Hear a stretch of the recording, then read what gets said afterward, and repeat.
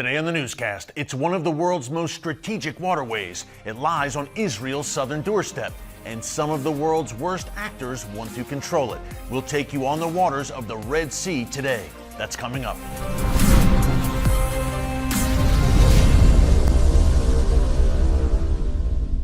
Hey folks, Erick Stakelbeck here. Welcome to the Watchman Newscast from New York City.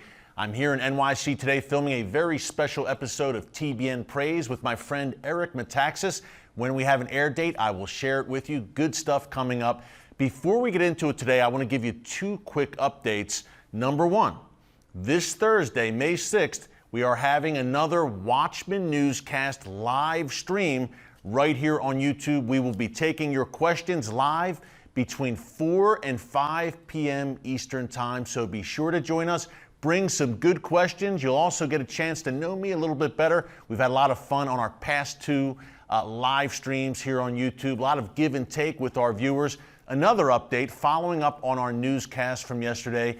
Another day, another rocket attack against U.S. personnel and American citizens in Iraq. We told you about the attack on Sunday, I believe that was May 2nd, on Baghdad International Airport. 2 rockets launched at a base there where U.S. troops are stationed. Thankfully, no one was hurt in that attack. But yet another barrage. Last night, Monday, May 3rd, 6 rockets launched against Balad Air Base north of Baghdad. It's a site where U.S. contractors are based. Now, 3 of the rockets actually fell inside Balad. The other 3 did not, thankfully, but a contractor was apparently wounded, a contractor who works with American personnel in Iraq. And of course, the Iranian regime is behind this constant stream of rocket attacks, as we have told you many times here on the newscast, in particular working through proxy.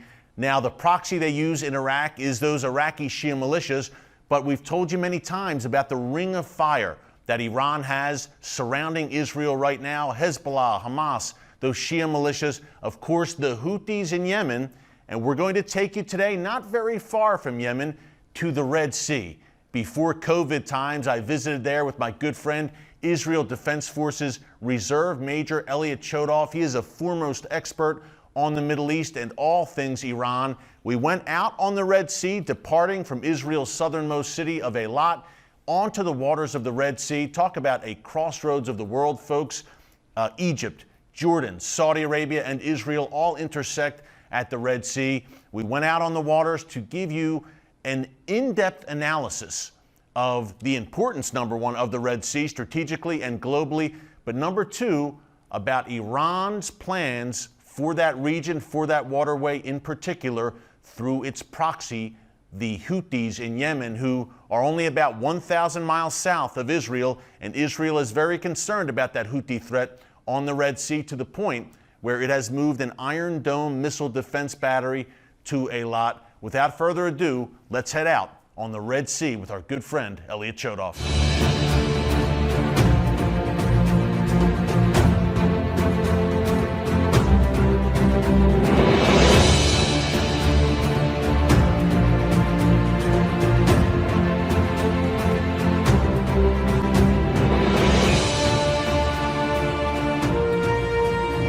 Elliot, we are here on the Red Sea. Yes, we are. At really what I would say one of the most critical crossroads of the Middle East. Set the scene for us right now about where we are and why it's so important. Well, actually, it's not just a crossroads of the Middle East. We're in a crossroads of the world.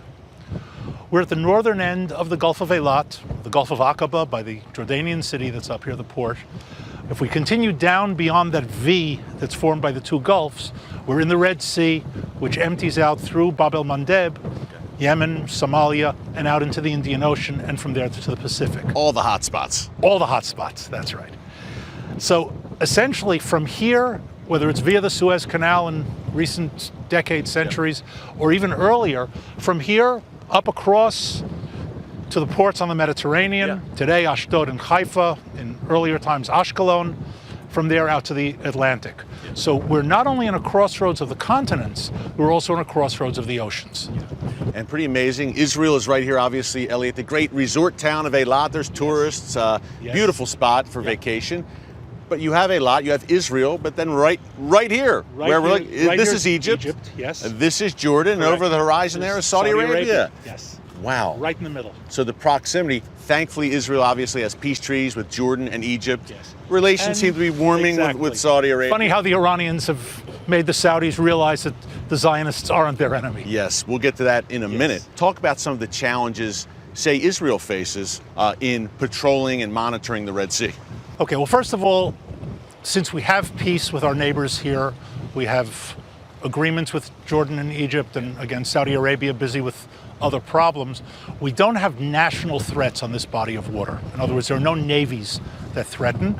I think it pays to remember that one of the issues that started the Six-Day War was Egyptian President Nasser's closing of the Straits of Tiran, which is the exit from the Gulf into the Red Sea. In other words, he blockaded a lot, not with a naval blockade, but with a gun blockade from the shore. Right.